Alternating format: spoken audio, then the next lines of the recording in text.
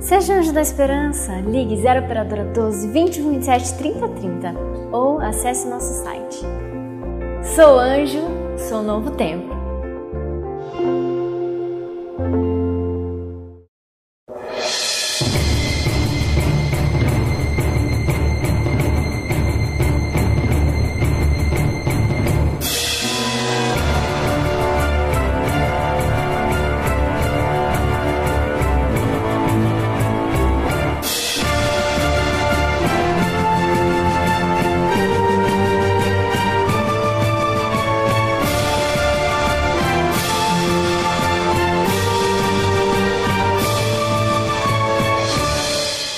Olá, amigos da Novo Tempo, minha saudação carinhosa a você que está aí sintonizado no programa Bíblia Fácil. Ao longo dessas semanas, nós estamos estudando o livro do profeta Daniel. E nós estamos percebendo que esse livro, mesmo sendo escrito há 2.600 anos no passado, ele contém verdades essenciais para os dias atuais. E estamos trazendo aplicações para a nossa vida prática.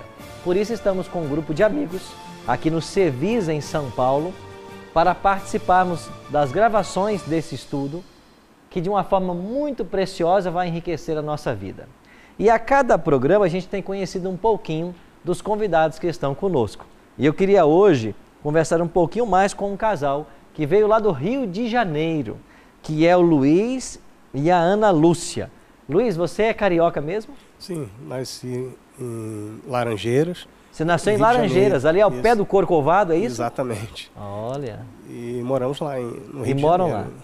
Vocês são casados há quanto tempo? 25 anos. Você casou com quantos anos, hein? 15, é? 25 anos de casado? Tem filhos? Temos. É? Quantos? 3 meninos, 2 meninas. Tem 5 filhos? Olha que joia. Deixa eu conversar um pouquinho também com a Ana Lúcia. Ana Lúcia, como chamam os filhos de vocês? O primogênito é Jonathan Williams, a segunda é Stephanie Williams, a terceira é Luiz Júnior, o quarto é Ana Paula e o quinto é o Felipe Mateus. Que joia. Tá com saudade deles? Muita saudade. É? Posso Imagino mandar que a casa é cheia, né? Você chega aqui, fica só vocês dois aí, né? Muita saudade. Posso mandar um abraço para eles? Pode, manda um abraço para eles, né? Senão chega lá e vão brigar com você depois, viu? Um abraço para os meus amores. E eu queria também mandar um abraço para os irmãos da Igreja Adventista de Heliópolis. Nilópolis. Adventista de Heliópolis. Heliópolis. Heliópolis. Para todos os irmãos queridos de lá. De ok. Muito bem. Obrigado por terem vindo. Para nós é um prazer estar recebendo vocês. E eu queria aproveitar o ensejo e mandar um abraço para os nossos amigos do Rio de Janeiro. Eu estive recentemente lá em Campo Grande, estive também na Baixada Fluminense, lá na igreja de Nova Iguaçu. Um abraço para todos vocês, que Deus possa abençoá-los. Estamos prontos? Mais um capítulo? Chegamos ao capítulo 4 de Daniel. Vamos hoje estudar uma história muito interessante e nessa história nós intitulamos esse estudo do palácio ao pasto. Como que um rei, de um dia para o outro, perde a sua coroa, sai do palácio e vai parar no pasto. O que significa isso? É a história que vamos aprender hoje. E você que nos assiste em casa, eu convido você a tomar a sua Bíblia e a participar do estudo junto com todos nós agora. Mas nós temos um hábito aqui no programa. Qual é? Orar. A gente nunca começa um estudo da Bíblia sem antes fazer uma oração. Então quero convidar você que está em casa, se puder, a fechar os seus olhos e a participar conosco desta oração. Bondoso Deus e Pai, gratos estamos ao Senhor por estarmos reunidos mais uma vez com o objetivo de estudarmos a Tua Palavra. Que o Teu bom e Santo Espírito se faça presente mais uma vez, para que compreendamos a Tua vontade para a nossa vida. Abençoe também a todos os nossos amigos que estão nos assistindo agora. Que a Tua bênção alcance cada família e que nós possamos aprender as lições da Tua Palavra nesta hora. Em nome de Cristo nós te oramos. Amém. Estamos caminhando a cada programa um capítulo. Quando deixamos o capítulo 3, na semana passada, estão lembrados? No capítulo 3, nós encontramos Nabucodonosor admirado porque ao lançar os amigos de Daniel na fogueira acesa 7 vezes mais, ou aquecida 7 vezes mais, ele viu lá 4 homens e não 3. E o quarto era semelhante ao Filho dos deuses. Ele estava admirado com isso. E agora no capítulo 4, um incidente novo vai surgir. Dos 12 capítulos de Daniel, nós acreditamos de que o capítulo 4 foi o único que ele não escreveu. Não foi Daniel quem escreveu aí. Segundo os primeiros versos, parece-nos que foi o próprio rei quem escreveu o capítulo. E Nabucodonosor começa dizendo o seguinte, Daniel, capítulo 4. O rei Nabucodonosor, a todos os povos, nações e homens de todas as línguas que habitam em toda a terra, paz vos seja multiplicada. Pareceu-me bem fazer conhecido os sinais e maravilhas que Deus, o Altíssimo, tem feito para comigo. Quão grandes são os seus sinais e quão poderosas as suas maravilhas. O seu reino é reino sempiterno e o seu domínio de geração em geração. Sabe o que é ouvir isto da boca do maior monarca do mundo? O homem mais poderoso da terra, reconhecer que o Deus de Daniel é o Deus sempre eterno e o seu governo é para todo sempre. Então nós encontramos aqui um rei convertido. Não mais um rei pagão, mas um rei convertido. E o coração dele já estava dedicado ao Senhor. Sim, minha amiga Elionete. Pastor, então assim, podemos entender que o que aconteceu a Nabucodonosor, o fato dele ter perdido o reinado, dele ter ido viver como animal durante muitos anos, podemos entender isso como uma punição de Deus? Podemos entender que Deus é um Deus de misericórdia, de amor, mas também que quando preciso Ele pune até para nos resgatar, né? E com isso que a gente possa obter a salvação? Eu vejo por esse lado também. Veja que o povo de Deus estava cativo em Babilônia. O próprio cativeiro não foi uma permissão divina? Não foi isso que nós lemos no capítulo 1, verso 1 e 2? Que o Senhor entregou Jeoaquim nas mãos de Nabucodonosor? Foi o próprio Deus quem permitiu que o seu povo fosse escravizado. Então há momentos que Deus permite que certas coisas aconteçam, porque Ele sabe que amanhã ou depois serão benéficas para nós. E no caso de Nabucodonosor, ele aqui começa o capítulo 4 glorificando a Deus pelo incidente que você acabou de mencionar. Agora vamos entender o que está acontecendo aqui. Nós cremos de que desde o episódio da fornalha de fogo ardente, onde os 3 amigos de Daniel foram lançados, passaram-se 26 anos, é o espaço de tempo que nós temos até que Nabucodonosor ficasse louco, como aprenderemos hoje. Então nós temos que ter em mente o seguinte, depois do episódio da fornalha, passaram-se 26 anos para chegarmos ao capítulo 4. Então a cronologia do livro de Daniel está mais ou menos assim. O capítulo 1, ele ocorre no ano 605, quando Daniel e os seus amigos foram levados cativos para a Babilônia. O capítulo 2 aconteceu no 3º ano, ou no 2º ano de reinado de Nabucodonosor. Então 602. Por quê? Porque o ano da ascensão não contava. O ano que o rei subia ao trono, esse ano não contava. O ano seguinte é que seria o 1º ano de reinado. O capítulo 3, que nós estudamos sobre os jovens na fornalha, aconteceu por volta do ano 594, ou seja, uns 9 anos depois do sonho com a estátua assustadora. E agora esse capítulo 4 vai acontecer por volta do ano 568. Então é mais ou menos aí que nós estamos no capítulo 4. O que aconteceu nesse ano 568? Nabucodonosor, ele tem outro sonho. E nós vamos agora estudar o 2º sonho de Nabucodonosor. Pastor Carlos. Pastor, Daniel devia estar com que idade aproximadamente? 50 Vamos fazer anos? as contas aqui? Ele foi para a Babilônia no ano 605 como um adolescente. 18 anos de idade, mais ou menos. Então, se nós partirmos dos 18 anos em 605, e eu viajar aqui o ano 568, nós percorremos 37 anos. Mais 18, 47, 55 anos. 54, 55. Mais ou menos 54, 55 anos de idade. Essa é a idade de Daniel no capítulo 4 aqui, ok? Vamos ver o sonho? Daniel 4, versos 4 e 5. Olha o que relatou Nabucodonosor. Eu, Nabucodonosor, estava tranquilo na minha casa e feliz no meu palácio. Tive um sonho que me espantou, e quando estava no meu leito, os pensamentos e as visões da minha cabeça me turbaram. Ele teve um outro sonho.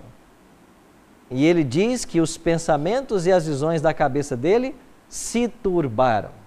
O primeiro sonho foi com uma imagem, uma estátua terrível e assustadora.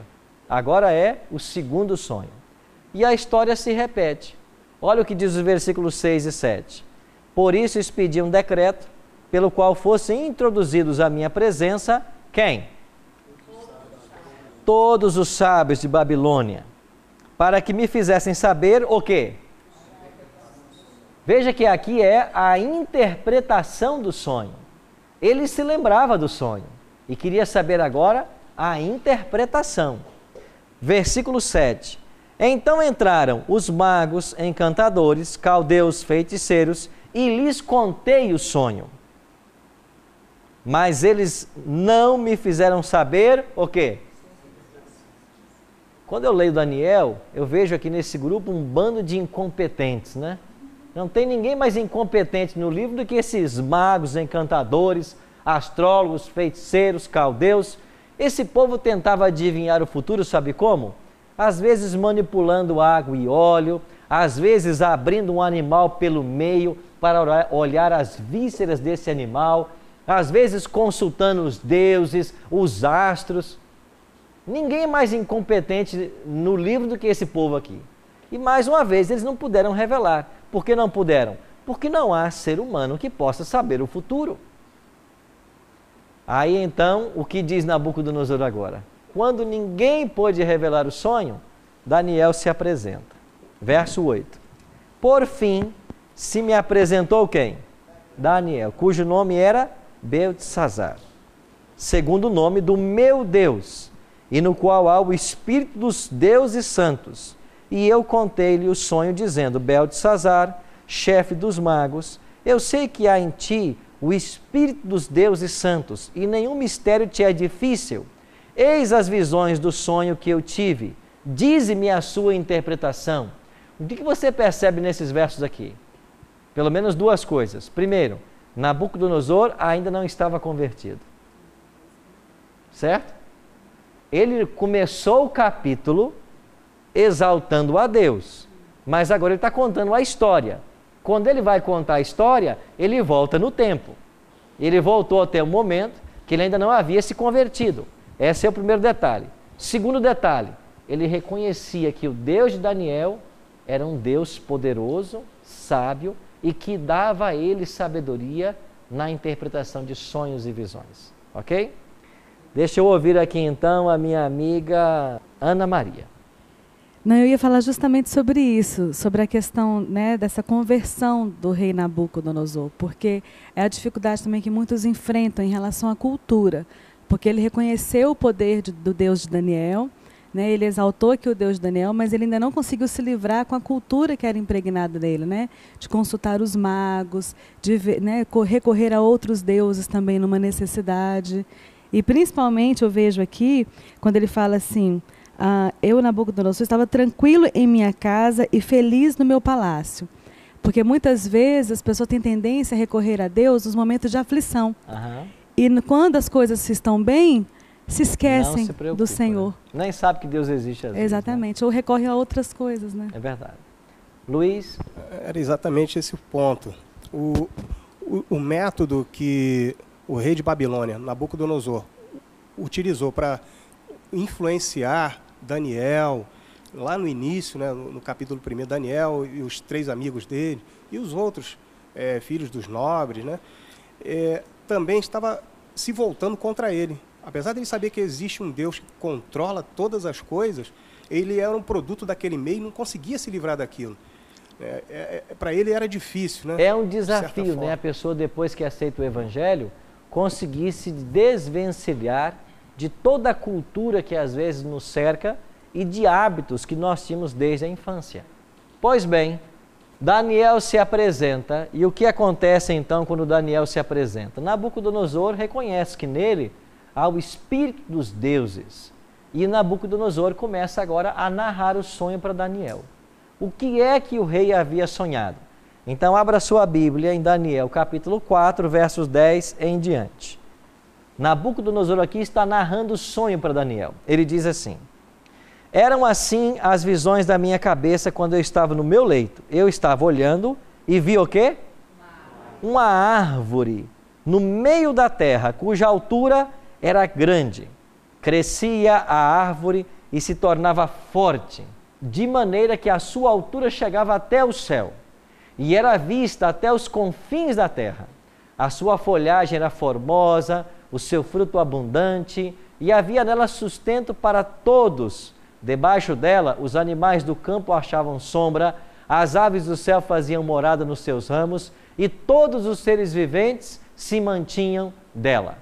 No meu sonho, quando eu estava no meu leito, vi um vigilante, um santo, que descia do céu, clamando fortemente, dizendo: derribai a árvore, cortai-lhe os ramos, derriçai-lhe as folhas, espalhai seu fruto, afugentem-se os animais debaixo dela e as aves dos seus ramos, mas a cepa com as raízes deixai na terra, atada com cadeias de ferro e de bronze, na erva do campo, seja ela molhada do orvalho do céu, e a sua porção seja com os animais, a erva da terra.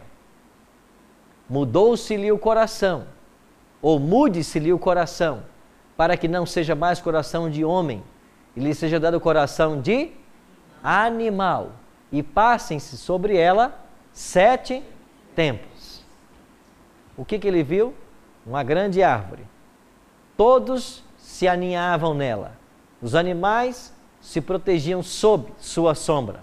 O alimento era para todos.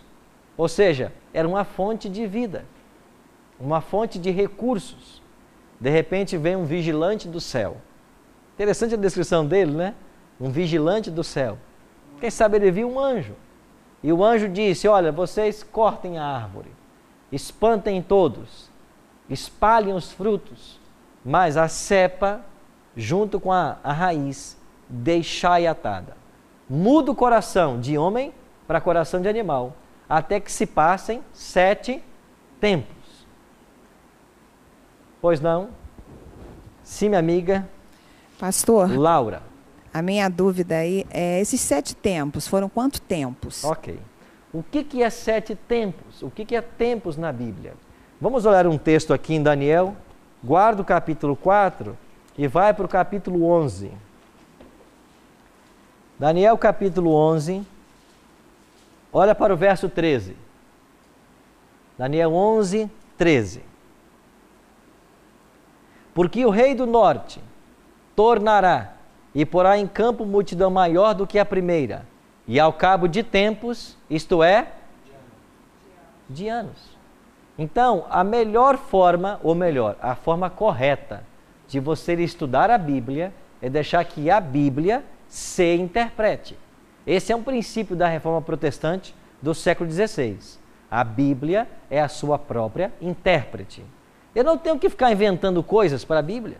Eu tenho que deixar que ela diga o que é. Eu vou dizer que um tempo é igual a 3 anos? Eu não posso tirar da minha cabeça. Eu tenho que deixar que a Bíblia responda as perguntas e os enigmas que ela tem. Então, um tempo é 1 ano. 7 tempos, 7 anos. Então, Nabucodonosor ficou preocupado com o sonho e perguntou a Daniel: Daniel, o que significa isso? Eu sonhei com isso. Interessante, olha o versículo 18 agora, Daniel 4, vamos voltar para o capítulo 4, verso 18. Daniel 4, 18 diz assim: isto vi eu, rei Nabucodonosor, em sonhos. Tu, pois, ó Belsazar, dize a interpretação, porquanto todos os sábios do meu reino não me puderam fazer saber a sua interpretação. Mas tu podes, porque há em ti o quê? O Espírito dos deuses santos. Olha a compreensão de Nabucodonosor, né? O Espírito dos deuses santos. Era uma visão politeísta, né? Totalmente politeísta. E então Daniel vai interpretar agora esse sonho para ele. O que é que foi essa interpretação? O que significava essa árvore frondosa, com frutos, onde todos se aninhavam? Nabucodonosor ficou curioso, mas quando Daniel ouviu o sonho, Daniel ficou temeroso e triste. Olha o que diz a palavra de Deus no versículo 19. Então Daniel, cujo nome era Beltesazar, esteve o quê? Atônito por algum tempo, e os seus pensamentos o turbaram. Por que Daniel ficou atônito? Porque o significado do sonho não era bom. E ele gostava de Nabucodonosor. Eles eram amigos. E então, quando Daniel ficou preocupado em dizer a revelação, olha o que o rei disse para ele. Aí no mesmo verso. Respondeu-lhe Beltesazar e disse, então falou o rei e disse, Beltesazar, não te perturbe o sonho, nem a sua interpretação. Não fica preocupado, Beltesazar. Diga para mim o que você sonhou. E Daniel diz assim para ele, Senhor meu, o sonho seja contra os que têm ódio, e a sua interpretação para os teus? Daniel diz assim, olha rei, eu queria muito que o cumprimento desse sonho acontecesse com aqueles que têm ódio de ti, porque não é boa a interpretação. Nós iremos para o intervalo, e assim que voltarmos, nós iremos descobrir o significado desse sonho e quais são as implicações também para os dias de hoje. Já já estaremos de volta.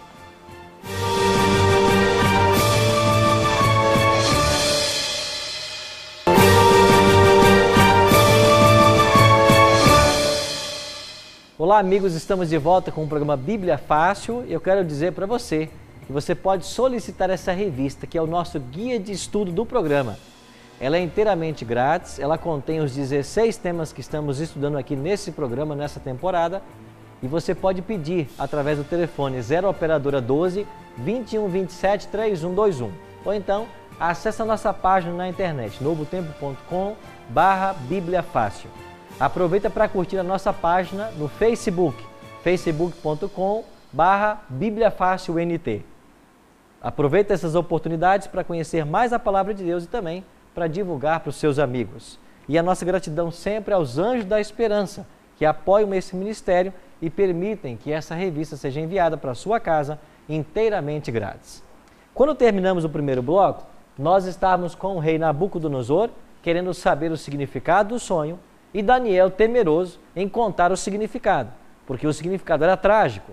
Mas o próprio rei motivou Daniel, dizendo, Daniel, pode contar, o que está acontecendo? E agora nós vamos então entender qual foi a interpretação do sonho. Olha Daniel 4, 19 em diante. Vamos ler a partir do 20. Daniel está dizendo assim, Daniel 4, 20. A árvore que viste, que cresceu e se tornou forte, cuja altura chegou até o céu e que foi vista por toda a terra, cuja folhagem era formosa, o seu fruto abundante, em que para todos havia sustento, debaixo da qual os animais do campo achavam sombra, e em cujos ramos as aves do céu faziam morada, é o quê? És tu, ó rei, que cresceste e vieste a ser forte, a tua grandeza cresceu e chegou até o céu, e o teu domínio até a extremidade da terra. Quanto ao que viu o rei, um vigilante, um santo, que descia do céu e dizia, cortai a árvore, destruía, mas a cepa com as raízes deixai na terra, atada com cadeias de ferro e de bronze, na erva do campo seja ela molhada do orvalho do céu, e a sua porção seja com os animais do campo, até que se passem sobre ela 7 tempos? Esta é a interpretação, ó rei. E este é o decreto do Altíssimo que virá contra o rei, meu senhor. Serás expulso de entre os homens, e a tua morada será com os animais do campo, e dar-te-ão comer ervas como os bois, e serás molhado com o orvalho do céu, e passar-se-ão 7 tempos por cima de ti, até que conheças que o Altíssimo tem domínio sobre todos o reino dos homens, e o dá a quem quer. Interessante que aqui nós temos uma lembrança do capítulo 2. No capítulo 2 ficou claro para Nabucodonosor de que o ouro passaria e viria a prata, ou seja, um outro império tomaria conta. E Daniel está aqui lembrando que a visão de Deus significa que Deus tem o poder de pegar o reino e dar a quem Ele quer, ou seja, o reino não ficaria para sempre na mão de Nabucodonosor, mas passaria a outro.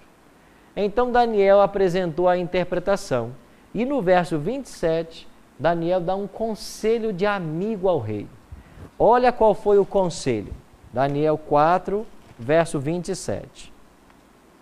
Portanto, ó rei, aceita o meu conselho e põe termo pela justiça aos teus pecados, em tuas iniquidades, usando de misericórdia para com os pobres, e talvez se prolongue a tua tranquilidade.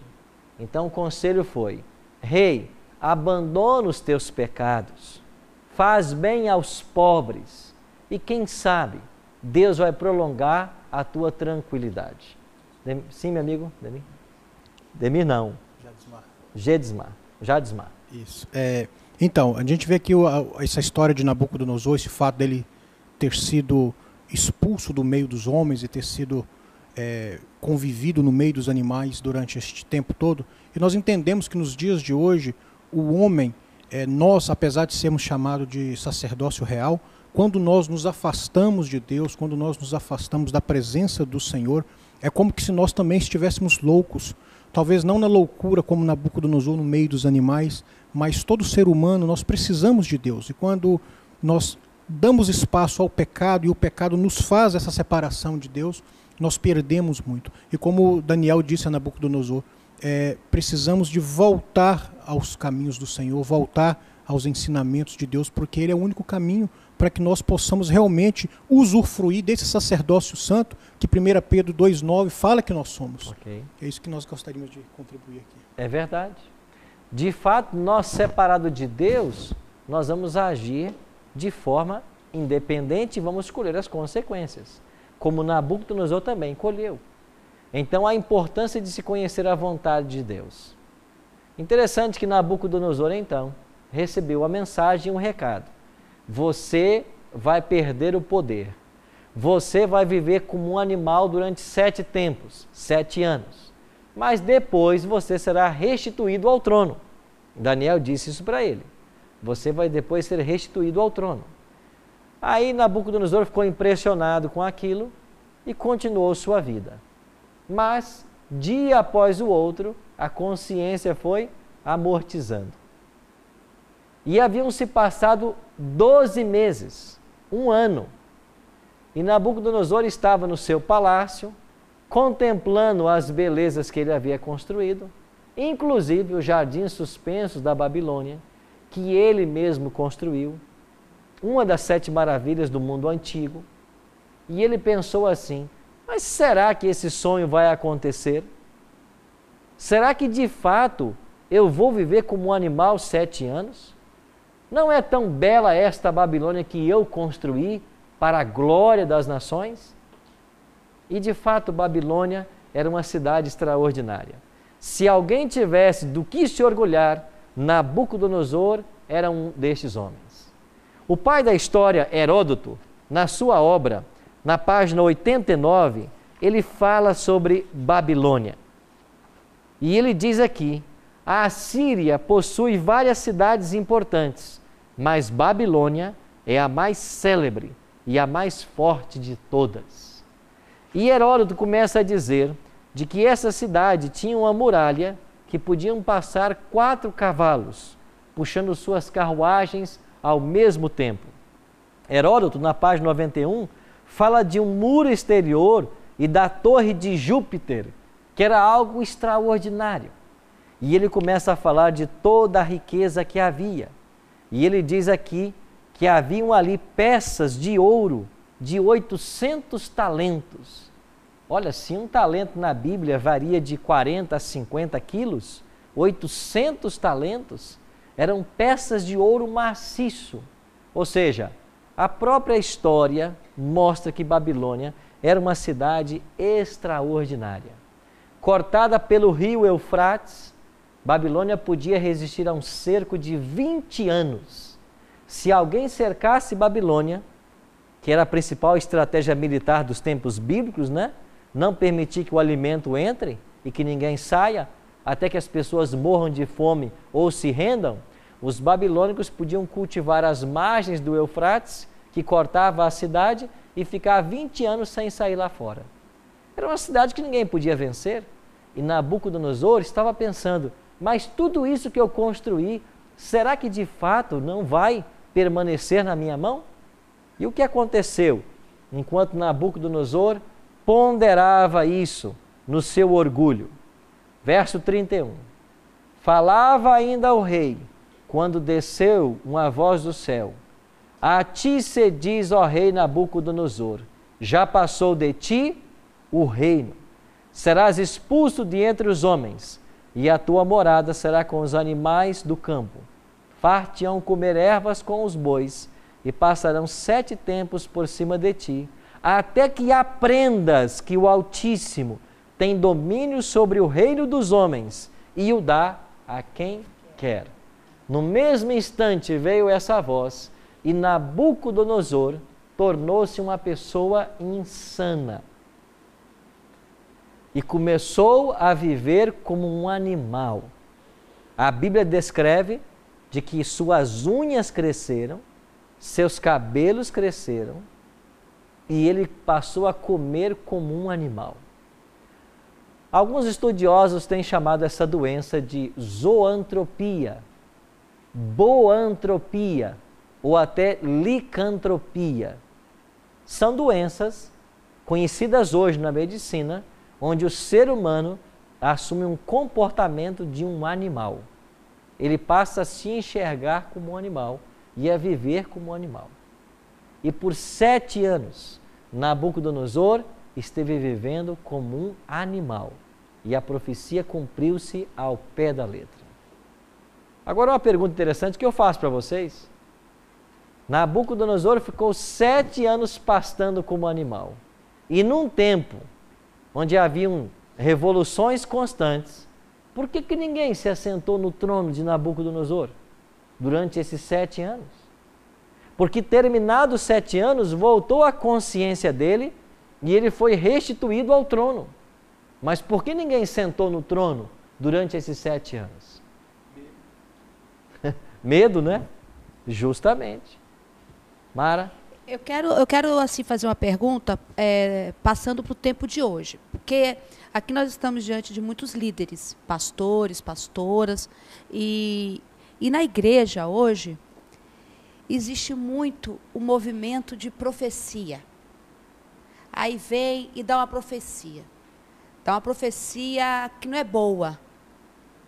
Como é que a gente enxerga isso no dia de hoje? A gente rejeita, a gente leva em conta? O que é profetizar segundo a Bíblia? O profeta nos tempos bíblicos era o porta-voz de Deus. A palavra profeta, né, navi, e profetês em grego quer dizer isso, porta-voz. Então, todo aquele que prega a palavra, no sentido etimológico, ele é um profeta, porque ele está sendo o mensageiro de Deus, ele está levando a palavra. Agora, o que acontece hoje? As pessoas pretendem ter revelações de Deus e fazer profecias sobre as vidas das pessoas. Mas aonde que a Bíblia ensina isso? Veja, aqui no caso de Daniel, é um caso bem específico, onde o rei recebeu um sonho e não sabia o que significava, e Deus havia dado a Daniel, segundo o capítulo 1 de Daniel, o dom de visões e sonhos. Ele tinha esse dom como um profeta canônico. Agora, o que acontece hoje é que as pessoas querem ficar profetizando sobre situações cotidianas dos outros. E eu pergunto, Deus vai ficar revelando a minha vida para você, para que você profetize para mim? Deus vai revelar os detalhes da minha vida para que você fique profetizando e às vezes expondo ao público um problema particular meu? Isso não tem aceitação na Bíblia. Não é assim que a palavra de Deus funciona. Então, para mim, eu sou um profeta quando eu ensino para você aquilo que está revelado nesse livro. Então, se está aqui escrito, eu tenho que profetizar para você no sentido de exortar, admoestar, ensinar com todo o amor e longanimidade. Assim eu sou um profeta. Pastor Marcelo. É interessante esse debate a respeito de profecia. Eu também, em parte, concordo com o pastor. Em Jeremias 3:33, né, o texto diz assim: clama-me e responder-te-ei, e anunciar-te-ei coisas grandes, sábias, que não sabes.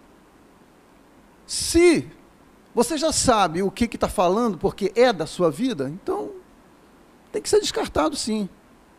Agora, uma pergunta. O dom de profecia, ele existe hoje? Deus pode usar profeta hoje para falar uma coisa grande, uma coisa sábia da vida de alguém? Ou foi extinto ali em João Batista, acabou? O que o pastor tem a dizer? Joel 2:28 tem uma promessa, não tem? Acontecerá que nos últimos dias derramarei o meu espírito sobre toda a carne, vossos filhos e vossas filhas profetizarão, vossos velhos sonharão e vossos jovens terão visões. O Espírito Santo está prometido à igreja. E em Joel capítulo 3, o profeta fala da chuva temporã e da chuva serôdia, que é o Espírito Santo que vai ser derramado sobre os crentes sinceros nos dias finais. Veremos isso com detalhes quando chegarmos ao capítulo 12 de Daniel. O Espírito Santo é derramado sobre alguém para que ele profetize. O que eu tenho que profetizar? Aquilo que está revelado. Mas com data marcada? Sim. Deus marcou uma data para dar o Espírito seu na chuva serôdia. A palavra fala qual é o tempo da chuva serôdia? Sim. Você quer dar uma olhadinha em Joel capítulo 3? Adianta um pouquinho a sua Bíblia aí. Joel capítulo 3. Deixa eu achar que eu vou dar para você a página. É Daniel, Oséias, Joel. Joel 3 o quê? 605. Joel 3:1? Joel 2:23. Alegrai-vos, pois, filhos de Sião, e regozijai-vos no Senhor vosso Deus, porque Ele vos dará em justa medida a chuva, e fará descer como outrora a chuva temporã e a chuva serôdia.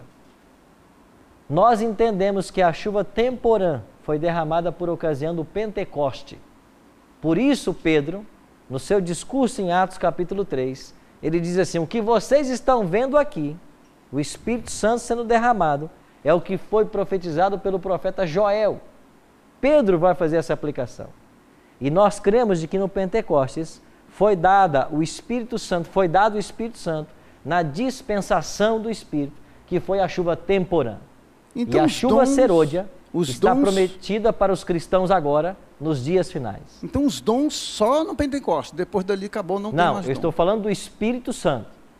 Os dons espirituais, Paulo lista mais ou menos 30, certo? Isso. Paulo tem 3 listas de dons. 1 Coríntios 12, Romanos 12 e Efésios 4.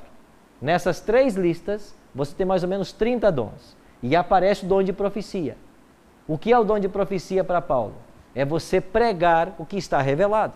Somente. Isso é profetizar. Isso. É aí onde eu tiro a minha dúvida. Porque as coisas vão mudando, o mundo vai evoluindo, mas a palavra de Deus continua sendo o mesmo. E Deus faz como Ele quer. Ele dá, Ele tira o reinado como Ele quer. Por isso, Ele é Deus. O que eu escolho, eu não acho que o senhor, em partes, está certo, eu acho que o senhor está certo, e é essa escolha que eu faço de pensamento, é que é sim ou não. Para mim, a profecia é profetizar a palavra. Sim. É profetizar a palavra, porque aí vem um espírito de emoção, de adivinhação, um espírito de confusão, um espírito, sabe, que não condiz ao Espírito de Deus. Que o Espírito de Deus, ele é soberano, ele é sábio. Ou é ou não é. E para mim, profecia não é profetada, é profetizar a palavra.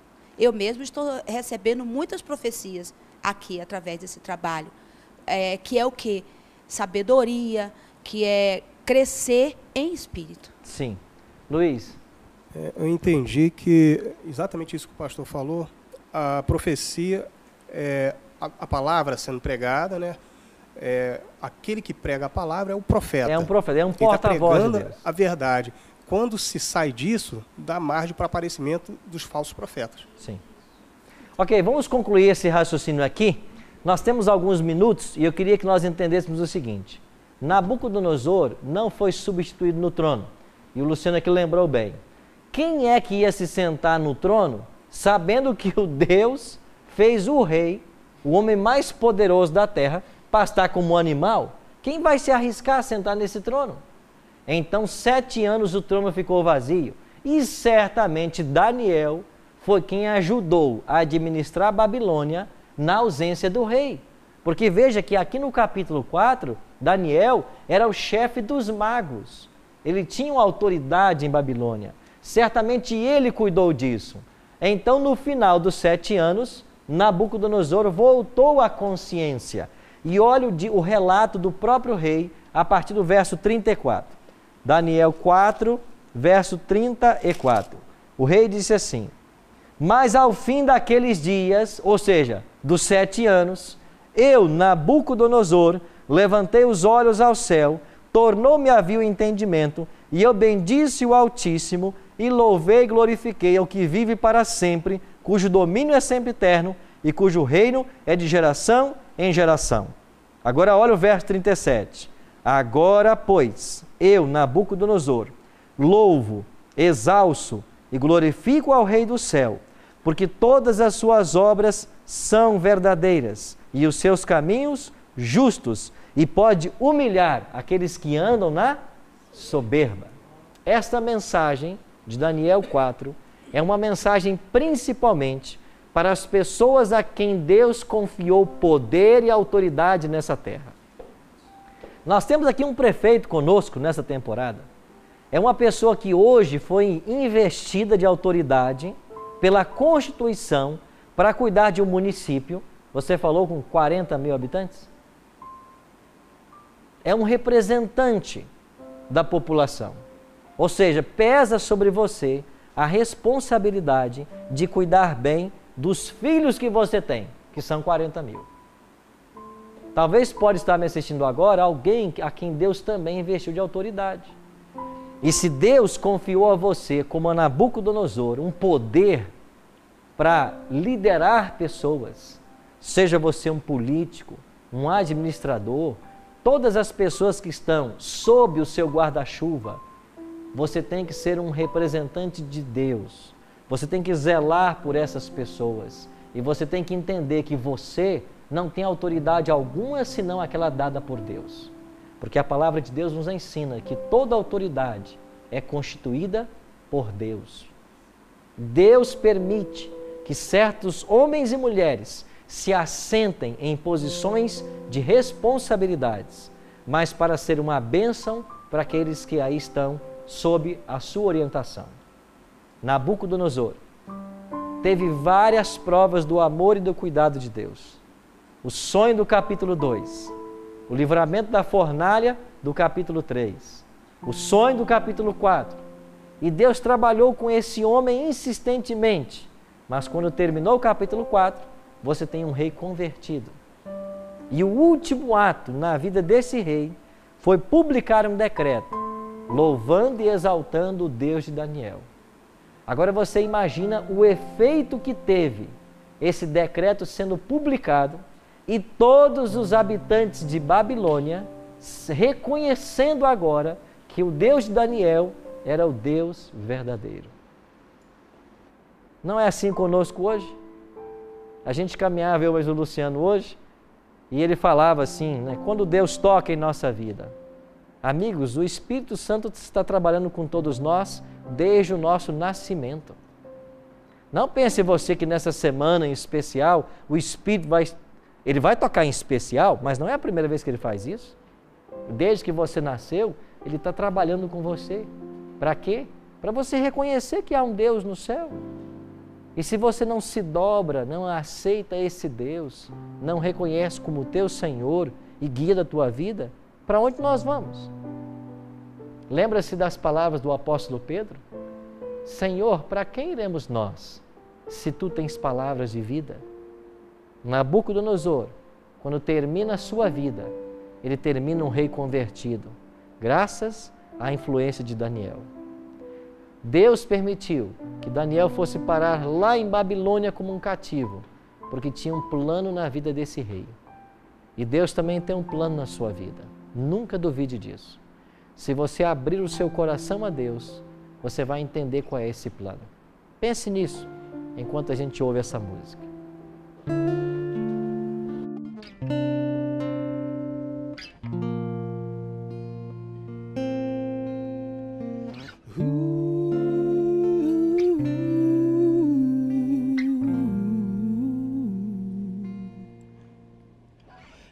Para cada vez que eu caí, para cada vez que o mal trouxer vergonha para mim e a culpa insistir em não sair, sei que a tua mão se estenderá, dupla honra para mim trará e me levantará.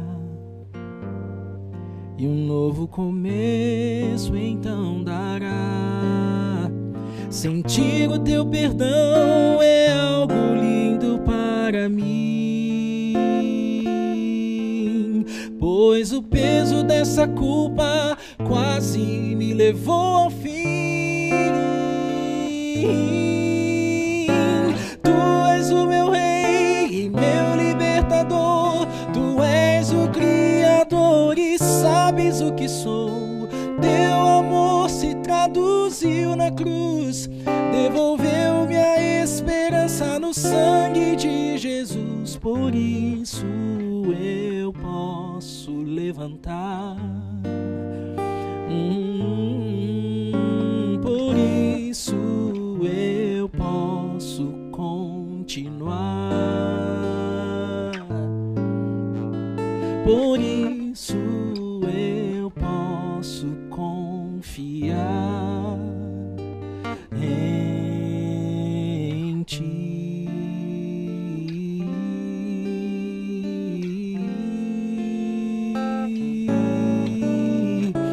Para cada vez que eu cair, para cada vez que o mal trouxer vergonha para mim e a culpa insistir em não sair, eu sei que a tua mão se estenderá, dupla honra para mim trará e me levantará.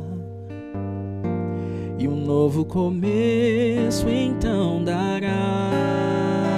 Sentir o teu perdão é algo lindo para mim,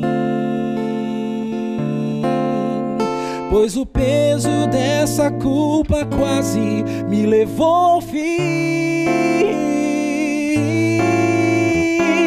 Tu és o meu rei e meu libertador, tu és o Criador e sabes o que sou. O teu amor se traduziu na cruz, devolveu-me a esperança no sangue de Jesus. Por isso eu posso continuar,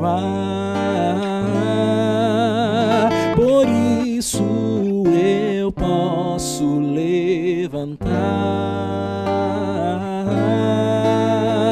por isso eu posso confiar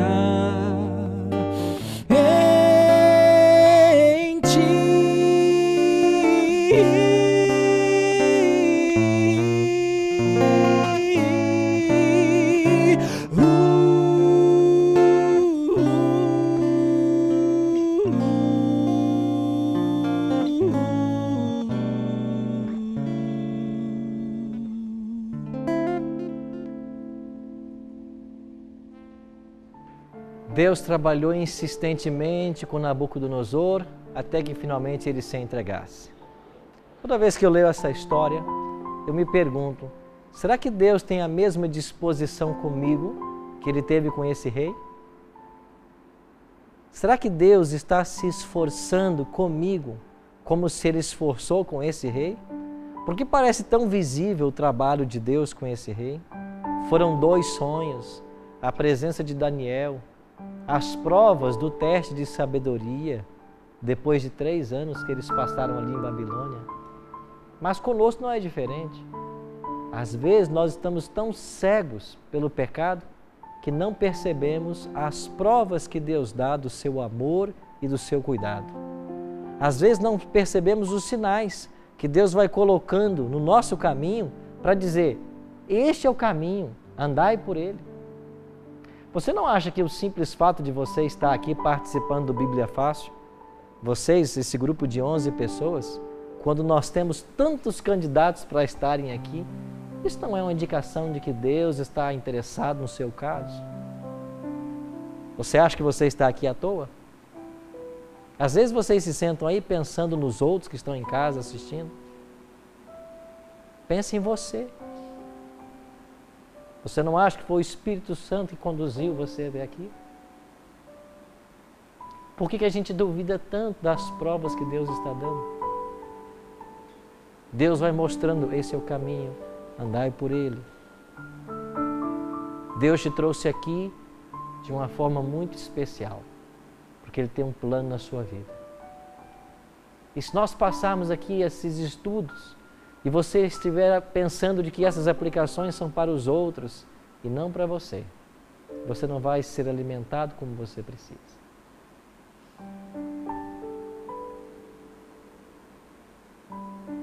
Antes que cada nome fosse escolhido, a equipe sempre está em oração. E a gente fica perguntando a Deus, quem é que o Senhor vai trazer? Quem o Senhor quer dar uma oportunidade maravilhosa de conhecer a Tua graça? E quando finalmente a gente chega na definição dos nomes, às vezes vocês perceberam, eu vim para cá, eu conhecia o Carlos e a esposa, porque eu fui a Uberlândia, numa outra programação. Eu conheci a Mara, porque visitou a Novo Tempo um dia. Foi quem eu havia conhecido. Mas veja, eu nem opinei para quem viesse, esse ou aquele. A produção vai trabalhando os nomes. Eles vão orando. Ou seja, Deus tem um plano na vida de todos vocês. E antes que terminemos o 16º estudo, isso vai ficar bem claro para todos vocês. Deus tem um plano para você que me assiste agora.